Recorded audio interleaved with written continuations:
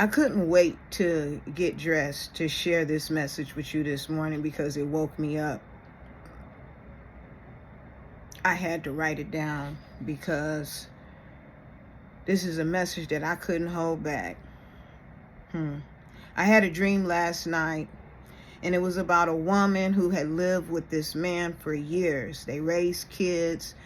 They did things together. They was a couple, right?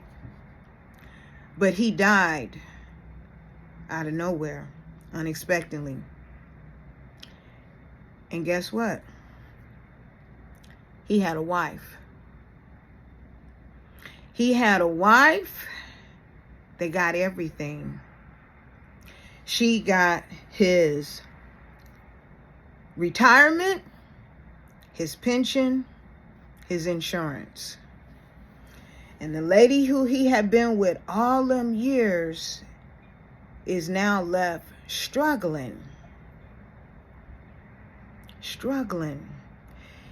She didn't even get to make the decision what happened to him. Matter of fact, the last income, what he had contributed to the family was the last check that he had, that he, shared with her, right? But when it came to everything else, she didn't have anything. What I'm saying here, this is not just a story. This is somebody's reality right now. I had to write this down. This happens every day. People live with someone for years thinking that love will protect them. But when death comes knocking on the door, love don't pay the bills, baby. Insurance does. That's all I'm talking about. The reality check that most people don't even want to talk about life insurance. And if this is you, keep scrolling, because this is for someone right now who understand, who can relate to what I'm saying. It's uncomfortable to talk about insurance. It's a hard pill to swallow. But one thing that we are not going to avoid is death when it comes knocking on the door. I had a man call me several years ago who wanted to get some life insurance on his wife. He called for a quote because she had recently had a health scare, right? And as I was getting her information, I also asked him, well, what about you? What type of insurance do you have? And he quickly told me that I don't have any. I said, well, what if the shoe was on the other foot? What's going to happen to her? And you know what his answer was? She can go live with the kids. I'm like to myself, really, dude? After 30 years? Yeah, 30 years, because that's how long they had been married. They had moved from the Bay Area, from where I'm from, to the South. She can go live with the kids. I thought fair exchange was no robbery. But what works for one doesn't work for the other? Something to think about, huh? Wow. And so for those of the ones who say, well, I can't afford it. Can your family afford to bury you without it?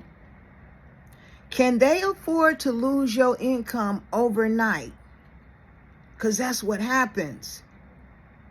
You did not leave your significant other prepared what to do next. Left scrambling, right? Can they afford to grieve in peace? Probably not. And 9 times out of 10, they're going to have to do a GoFundMe page. And we know how that works. It could be months before they get the resources that they need. But in this dream that I had, it was a woman, and come to find out, her dude is married. So she gets nothing. The other lady, his significant other, the one he was married to years ago, but failed to let little mama know that he was married still? She gets to check?